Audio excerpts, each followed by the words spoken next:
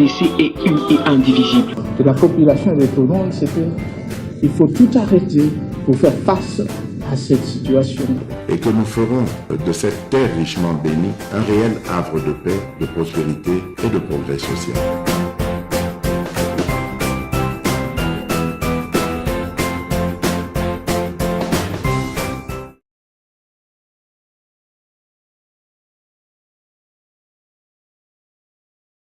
Savoir par cœur, il faut ne pas savoir, mais il faut savoir. L'homme naît, grandit, évolue ou se réalise au sein d'une société qui l'enrichit et qui doit aussi enrichir. Un vrai patriote, c'est celui qui se pose la question de ce que lui a déjà fait pour son pays et non pas seulement ce que le pays a déjà fait pour lui. Prenez rendez-vous chaque jour pour être informé 24 sur 24 sur votre chaîne de vérité MKBuzz officiel. Nous travaillons pour vous informer dans un pays où le clientélisme, la communication, est un métier noble, mais comme vraiment acheté par des acteurs politiques pour désinformer notre population. Vous n'avez pas droit à l'erreur, mais vous devez tout droit vous abonner à MKBuzz officiel. Là, vous serez rassurés parce qu'ici, nous collectons l'info, nous traitons l'info et nous diffusons l'info en respectant les règles de l'art. Ici, chez nous, MKBuzz officiel, vous informer reste notre leitmotiv. C'est pourquoi vous abonnez, vous partagez nos émissions, vous assurez que beaucoup allez informer. Je suis Médard Kankolongo. Je vous souhaite une bonne année. Na babota na bino ba bonne année, na ba entreprise na bino ba bonne année, na nyonso bozo sala, que notre Seigneur vous accompagne tout au long de cette année. En tout cas, que guérison, santé, prospérité, joie et accompagner bino, réussissez davantage. Bosala que manso boko sala et produire cette année. Nous voulons vous voir, vous allez debout, vous travailler, surtout pour l'intérêt du Congo. MKBuzz officiel, c'est votre chaîne de vérité. MKBuzz officiel, et allez bisika oyo, vous allez na droit et à cause de informer. Merci Nabino Nyonso oyo, vous allez croire que grâce à nous, vous allez vraiment informer. Continuez à nous faire confiance, continuez à partager nos émissions, continuez vraiment à les faire et que vous avez une très bonne chose. Je suis Médard Kankolongo, nazali kosala émission oyo na MKBuzz officiel, mais ane otolingi to mona pe ndenge vous allez s'abonner davantage. Bande konanga Afrique du Sud na moni ba message na bino bolobi ke bozozo bisote bolimbisa. Quand vous nous envoyez parfois des audios, nous réagissons, mais ce qui vraiment est en retard, donc corriger, nous avons traversé vraiment, malgré la senga qui va élément, na moni valdia tchela qui nga image, na senga qui a action, tout ça là qui a oya ko partager avec Bandeko Bilo, que je n'ai pas vu cet élément na Bilo ko alobité, mais j'avais demandé quand même, batoba mona quand même, monsela toujours ça là awa. Eza musala oyo tozali ko songa bato mwa mingi po tango na lobaki na bandeko moko ndeko soki ozwi champa oh non kendo senga non nous-mêmes nous faisons beaucoup des actions. Nous avons réussi à donner des vivres na ba congolais les plus démunis mbala mususu ba yebakanisaka ke baza libanda ya mboka peut-être basala kayangote à part kofinga na ba réseaux sociaux, mais il y a des Congolais ici bazana besoin vraiment d'être soutenus na moi muke toujours joie. Alors moi je l'ai fait, peut-être que technique est trahi ça qui bisolobi aujourd'hui bon comme on a bon ça toujours ça là si terrain nous mobilisons, mais quand le Seigneur nous donne un tout petit rien, nous partageons avec les autres. Le bonheur est bonheur lorsque vous le partagez avec les autres. Je crois que Bakotia, même à la fin, cet élément, beaucoup moins d'ango, si je me rappelle, mais on peut même illustrer ça, les moments que Nazanakati y a Koloba. Kobeta li solo, bande konangai, na makambozo le kanakatanga, ba tinde lingande kumbakatange mususu bazali.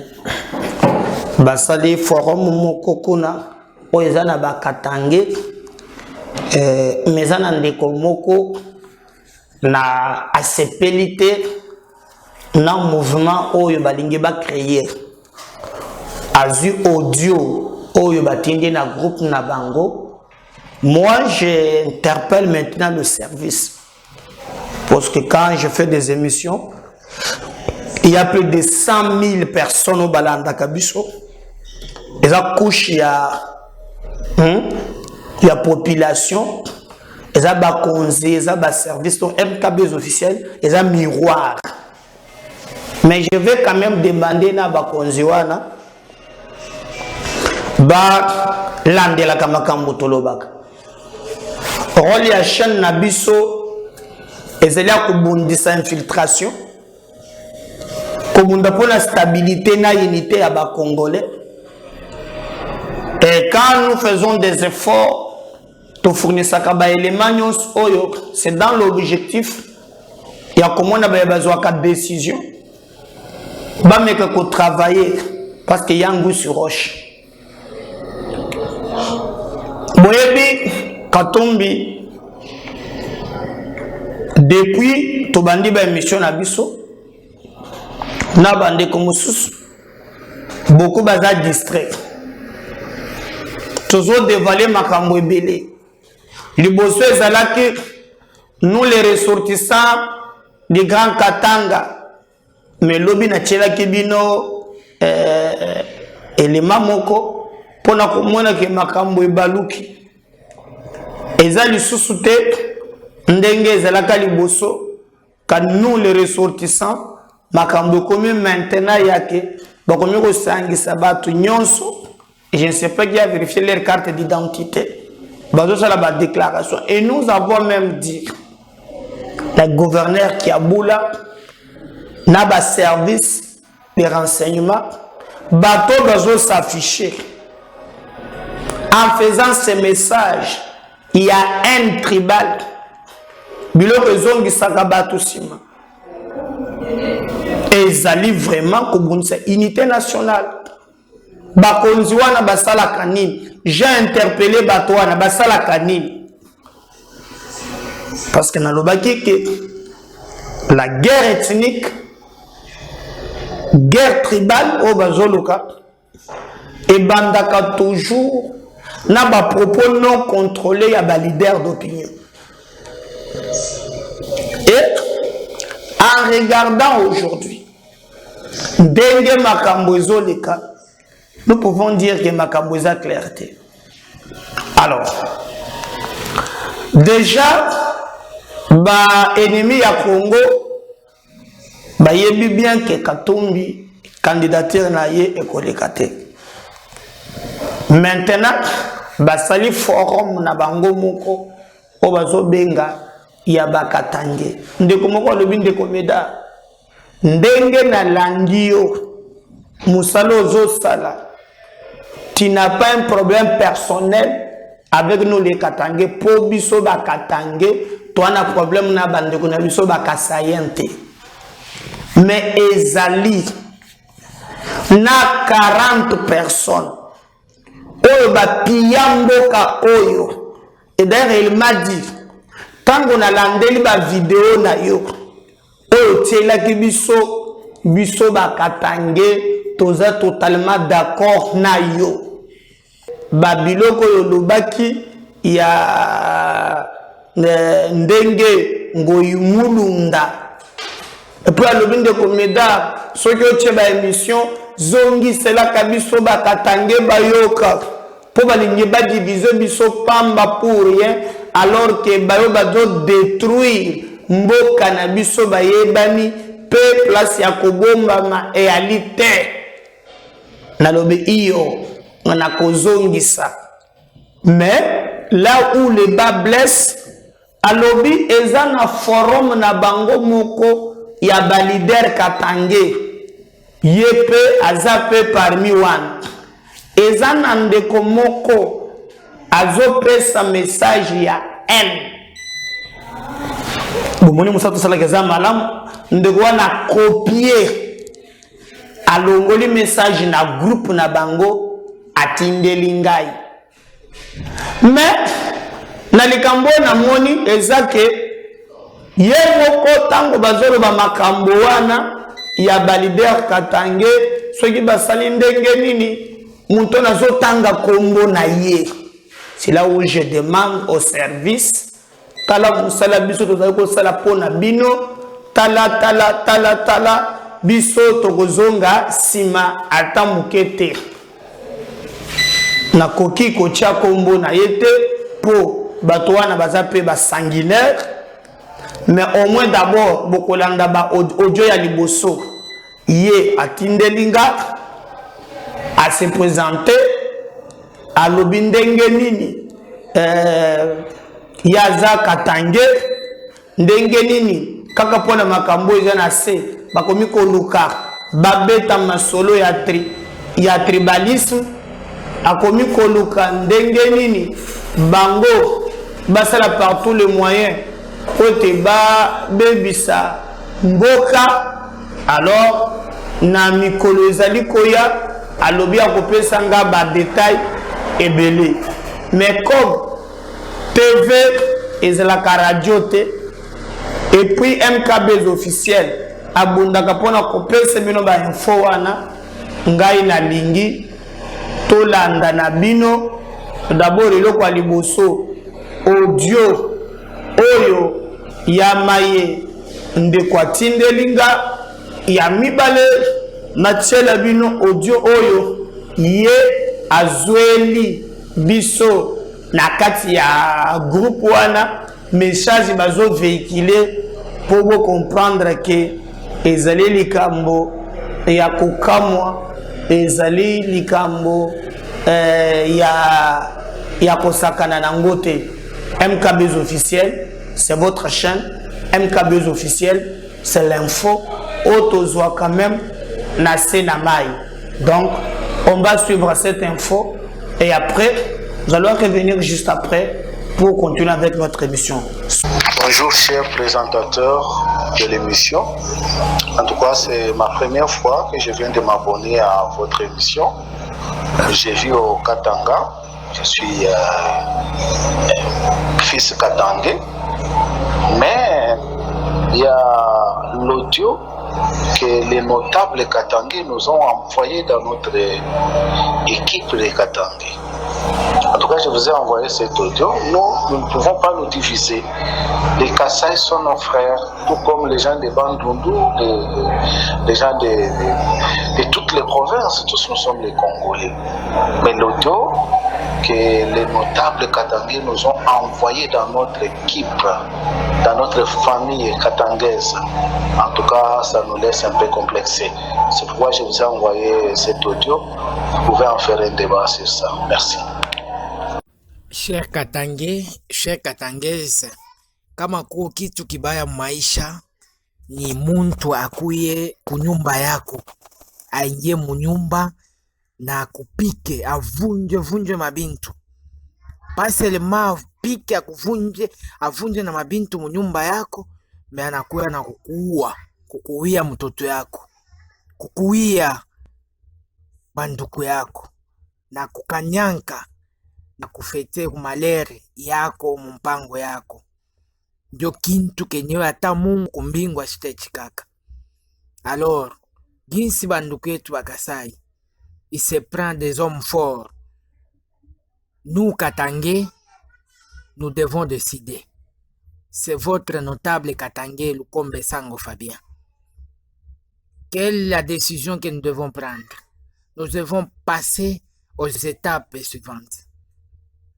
Aba banduku yetu wa Kasai, Chilombo, il a de la haine contre nous les Katangais. Il s'en fout de nos déclarations. Il s'en fout de nos réclamations. Ils sont en train de s'imposer. Ils sont en train de s'imposer. Vous allez remarquer ma nomination, on écarte les Katangais, on arrête les Katangais. On épargne au développement, au projet de développement à l'espace Katangais. On impose même les maires. À Kalemi, il y a une maire nommée Kassayen Mukuna.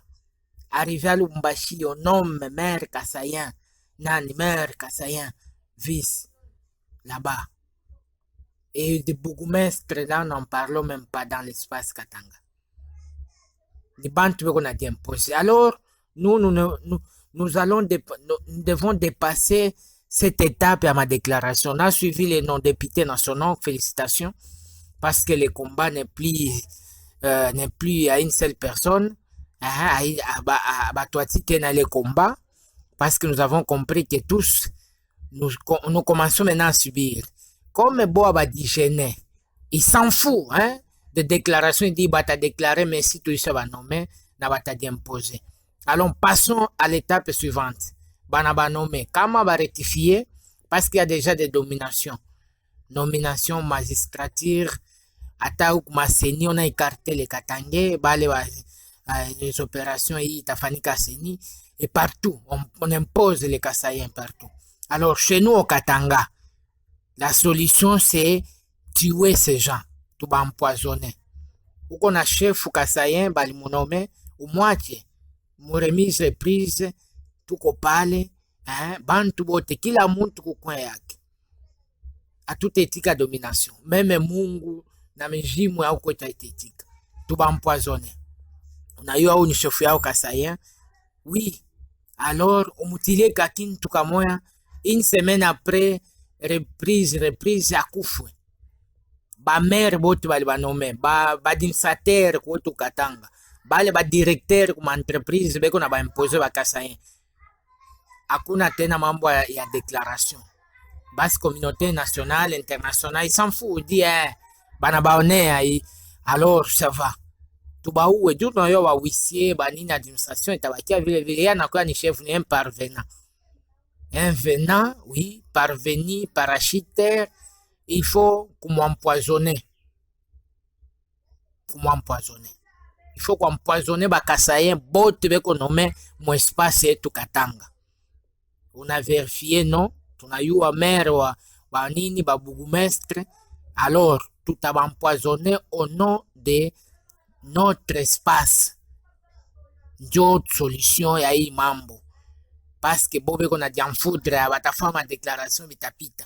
Et banapita ko étape ok ça va. Nakumbuka les paroles ya Baba Chungwa Kumwanza. Il avait dit, il faut les empoisonner. Nous devons les tuer chez nous au Katanga.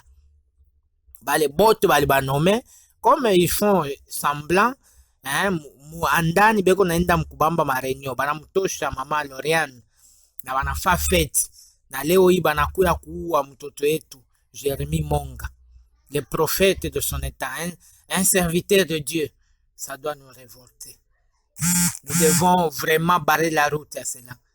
Comme ils ont déjà nommé, banayo batafa semblant batabatia banduku yabo, il faut tout piller. Ma mauvais sort, maisha yabo. Ma bureau yabo, abate ikala ma bureau, abakufa na wapoison atakufa. Gina ote Kasai mwenye nini. Parce qu'on a compris que non, il faut tenir une force. Qui veut la paix prépare la guerre. Comme ça, nous prenons garde. Avec tous ces gens, nous devons tous nous mobiliser, tout Katangé, comme un seul homme. Parce que trop c'est trop. Et les Kassayens qui sont au Katanga, ils sont déjà exposés comme Maman Boyote a dû à Koufa. Parce qu'on a trop parlé, on a tout ça trop banyama. Alors nous allons utiliser les moyens les plus rapides. De coucoutilia poison, coucoutupia mauvais sort et c'est fini. Parce qu'à tout pendi, domination ou espace et tout. Merci, je dis et je vous remercie. Bolandi, je crois, audio, Botala Moussala. Mais comme Ndekoyo atangi kombo na ye tangami na kati, ami bengi leader Katange. Nga nazo senga na Jacques Kiabula, batu ya ba service na Katanga wana. Nous avons connu à l'époque ba massacre ya bande konabiso ba Congolais ba ressortissant ya Kassai oriental. Le cimetière le plus long du monde. Revenir aujourd'hui, parce que il y a un individu qui a beaucoup d'argent, qui manipule les Congolais entre eux, c'est très dangereux. Comme maintenant, il y a aussi Bandeko Moussous, Bazan Mezi, Yakobo, Yamoutouatino, Nazapen à groupe, mais Monique, c'est de trop. On va les manipuler jusqu'où? Hein? À l'objet clair, Nayebi Sibino Bandeko Nangai, Moutoko Kabola Biso Azate, Mouswahili, Moukongo, Moulouba, Toabe, Moutomoko. Mais il y a quelques politiciens sans foi ni loi pour des positionnements purement personnels. Bazolinga Babouba Biso, Bamema Biso Nage na Bango, Lisu Likolo ya Lisu, Totele la Badongolo Misoana, Natina Ete, Makambo Tambola, Ndenge Elongo Bani, Mutumoko Te, Akosa Bino, Biso Nyosto Simba na Liboke, pour nous défendre Fléau Oyo, Yaba Paya, Balengi Bapanza, Bana Mboka. Et d'ailleurs, Baïbi Singa même que Talao Yazalaka ou Jesayo, Isanga Bonganga, Alobaki Yazalaki na Fayulu, Yewana Mbalamoko, Akamati avion, Akena Lubumbashi, Baïbi Singa na Bakano Nangake, Sima Yako Solola, Biloko Congrès wana tikalaki, Asalite ta tête na Katum, Angor Kasa Koman Piaka Ao, Tango Akoya, Okoyoka, Bazalaki na Frank Diongo, et les autres, tous les politiciens Bazalaki ou Abakei Kuna, Batroum Balisanga, nous, il s'est entretenu na Katumbi, je ne sais pas, Kakapona ba biloko ya positionnement na bango bakoyawa pour embrouiller les Congolais. Moni, Lisanga Bazalaki Kuna, Bohemien Frank Diongo, Abandiko Misaleme na Bikolo, mais Katumbi, Aza vraiment, Moutou ya ligné ya ba chef coutumier, na mansozo sala, Aza Moutou chef coutumier, boye na boye, aux autres pose la question, Aza ligné ya ba chef coutumier, na likambo nini par rapport ya manso oyo ba zoloba. Ce que tali oyo Katumbi azali, na ojongo azoloba, on les a beli bumu Moutou zolobi saïk. Wane kokite Lisanga Bonganga pe azalaki kona basololi yoka ba pese quelque chose tango akozonga wa il faut boyeba que nous oyo vraiment bango ba kosala et kozala vraiment passe. Alors nous demandons vraiment na ba Congolais oyo ba zali ko travailler vraiment pour la Congo, base à la paix bloc contre bloc wana ya bateau ya mbongo. Donc nous faisons vraiment un effort yako yebisa bango makambo oyo bazo sala ezali vraiment makambo ya soni, mais on attend ça yo azonga awa pour baya kobuba biso. Mais pour les Congolais, eux na babiloko wana bakomi ko dénoncer MKB officiel et ça chaîne Nabino et toujours c'est vraiment que vous savez par tous les moyens que vous dénoncer, vous décourager. Bango va changer le système et ça sous ma camboute que nous les ressortissants des Katagakomi, nous les peuples de toutes tendances, bon nous va changer, malembe beaucoup changer. Donc nous devons travailler, rester unis, solidaires, afin que Moutomoko te ameka koko sabino tope Moutomoko ayeba ko memela biso distraction owana. Alors tu sais qu'elle dit ayeko annoncer départ officiel na ba membre ya gouvernement pour na ba ministre oyo katumbiste. Il l'a dit lobby na ba ministre naye ba tenake conférence Conseil des ministres, voyez bien très bien que le président de la République azali komikuta na niveau ya Kasai oriental kuna il a informé membre ya gouvernement départ ya ba ministre oyo bazali bamibengi bakatange donc ezali passe. Mais entre autres, il y a quelques ministres oyo boyaki makambo ya Katumbi et les autres se prononcer peu. Gouvernement Lutundula Mutinga Zangi tourne les dos à Katumbi et se disent loyaux envers Tshisekedi. Les chefs de l'État Félix Tshisekedi lors du Conseil des ministres ce mercredi 28 décembre 2022 informe les membres du gouvernement du départ de certains ministres. Il s'agit du ministre d'État, ministre du Plan, Christian Mwando, Cherubin Okende, ministre des Transports, Voies et Communications et des Enclavements, Véronique Koukoulou, vice-ministre de la Santé publique, Hygiène et Prévention. Ces proches de Moïse Katumbi ont justifié leur départ par les résolutions et la convention de leur formation politique de quitter la coalition gouvernementale Union sacrée de la nation. Dans les lots de ces ministres issus des familles politiques de Moïse Katumbi, certains ont décidé de rester avec le président Félix Tshisekedi. Quant aux trois autres membres, à savoir le VPM Lutundula, le ministre Modeste Mutinga, le ministre Serge Kondé, ils ont retiré leur soutien au chef de l'État et leur appartenance à l'Union sacrée. Absent du pays, Moïndo Zangi avait déjà pris fait et cause en faveur du chef de l'État, Félix Tshisekedi, de l'Union sacrée, rapporte la cellule de communication de Félix Tshisekedi. Le ministre de l'Enseignement supérieur universitaire ici, Moïndo Zangi, avait lancé mardi 19 juillet dernier à Kinshasa son parti politique dénommé Action volontaire pour le relève patriotique AVRP. Moïse Katumbi a quitté l'Union sacrée et a annoncé sa candidature à la présidentielle 2023. Il juge cette décision par le fait que le Félix Tshisekedi est chaotique et qu'il avait une mission pour sauver la population congolaise. Donc, Tshisekedi a annoncé lobby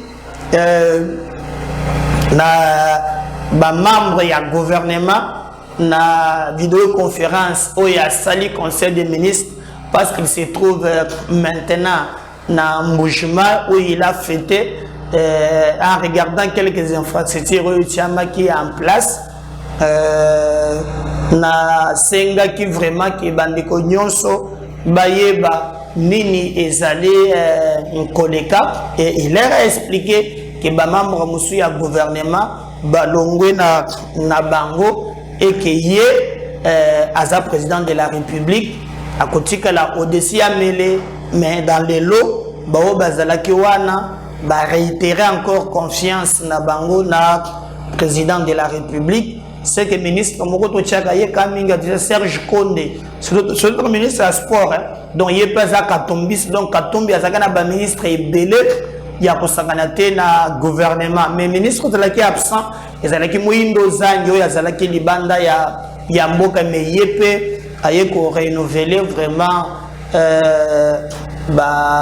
attachement à un président de la République pour na makambo oyo mazali koleka. Donc Katumbi dans un CG il a ici mon mari aussi que non ministre moko pe ce qui ya mina longwa qui pe na Katanga donc bazo longwa ka na ba jeune azolongola bato na justice mbongo eloko mabe azolongola bato na justice bazolongola bato na gouvernement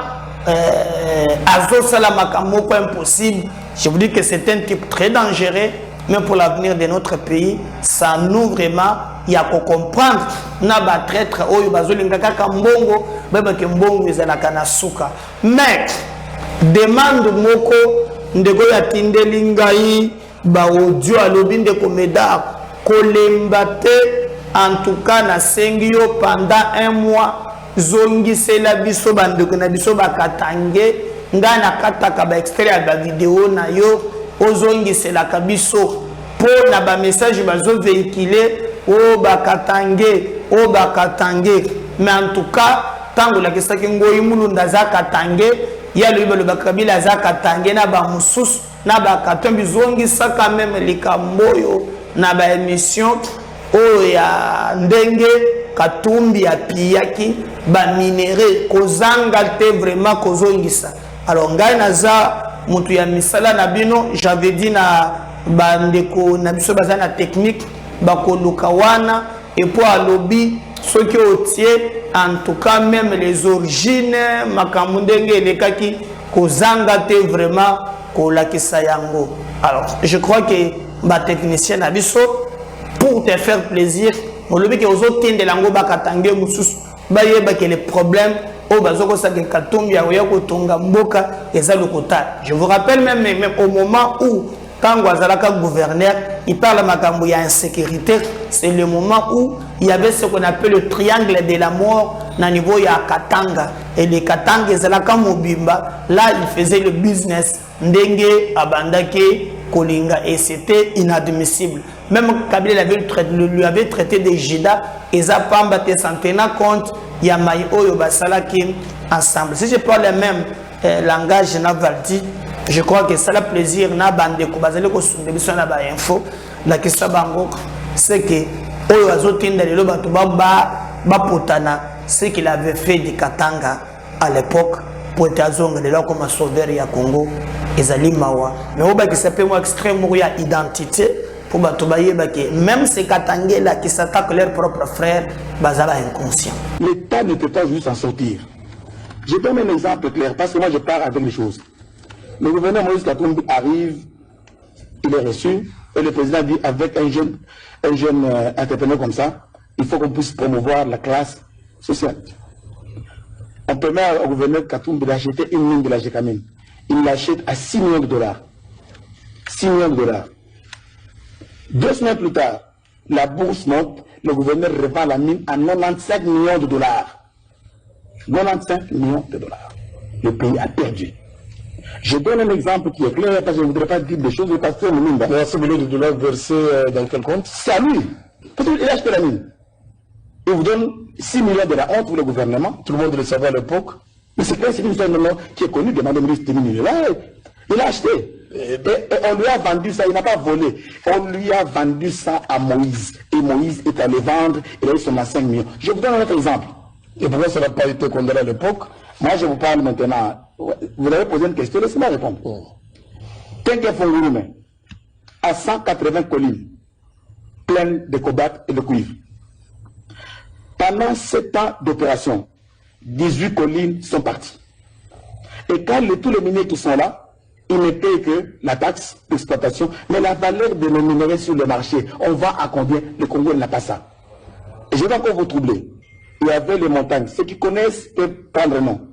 La montagne Katebara, la montagne Sambini, la montagne Goma, la montagne Salade. Ces montagnes-là devaient être exploitées normalement pendant 40 ans. 40 ans. Après 3 ans, ces montagnes-là sont parties. C'est des camions à Kuna Matata de Moïse, Abargani, Mouzouri. Ces montagnes n'existent plus. Il n'y a que de tout. Regardez la condition de vie, les gens de Fongourou, eux-mêmes qui sont alentours là-bas. On les met avec un petit dispensaire de la honte, avec une petite école, met l'argent part. Est-ce qu'on peut nous dire à combien on vend ces minéraux-là? Et il n'y a que le peuple qui peut se prononcer, disant que les minéraux des Congolais, on casse le contrat. Moi, je suis contre la révision des contrats. On est en train de nous voler. Je veux que... Toyeba, nani azalaka, mentor ya Katumbi au monde. Vetter. La mère de Moïse, la maman biologique de Moïse Katumbi, est congolaise ou elle est zambienne? Ah, je ne sais pas, il faut demander. Il faut d'abord savoir si Moïse... Moi, je sais que Moïse et Katumbi n'ont pas la même mère. C'est ça que nous savons tous, oui. Moïse et Ambre, c'est la scène politique. Moïse a embrassé la scène politique en devenant gouverneur du Katanga. Il n'a jamais été membre d'un parti. Il n'a jamais rien fait. Tu vois, Il était commissaire des eaux. non, il proclamait gouverneur. Comment? Frère de... Qui est son parrain? Le parrain de Moïse. Oui. Le parrain de Moïse, nous connaissons tous, c'est Kagame. C'est Kagame qui... En fait, comment ils se sont connus avec Paul Kagame? Ici en Afrique du Sud.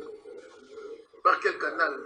Patrice Mouchope, Patrice Mouchope. qui est le petit frère Bisengimana. Mais Patrice Mouchopé est sud-africain. Qui vous a dit qu'il est sud-africain?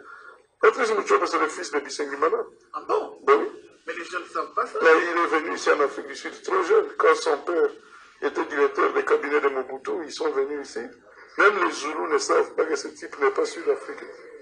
C'est le petit frère propre du général Bisengimana. Boyoki koma ba recrutaki Moïse Katumbi na Kagame, nanya memaki pa Kagame, Kagame mutu a soutenaka Moïse Katumbi. C'est pas moi.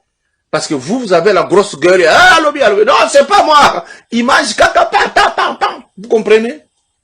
D'où débat wana il faut ici là.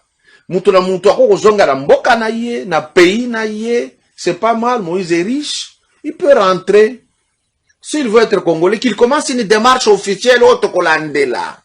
Encore que, va réserver les suites favorables. S'il n'y en a pas, d'office lui-même a un problème. Nous comprenons pourquoi il n'y a que vous qui discutez sur ce chapitre. Parce que qui se sent mauvais se mouche. Bonne journée. Bolandi, voilà. On revient à la deuxième numéro tout à l'heure. Partagez ce lien, abonnez-vous. On revient juste un peu pour continuer avec notre émission.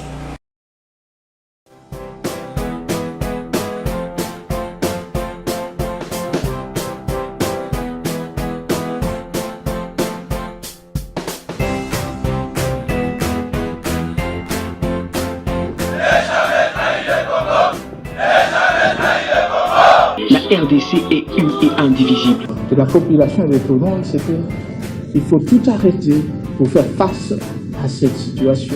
Et que nous ferons de cette terre richement bénie un réel havre de paix, de prospérité et de progrès social.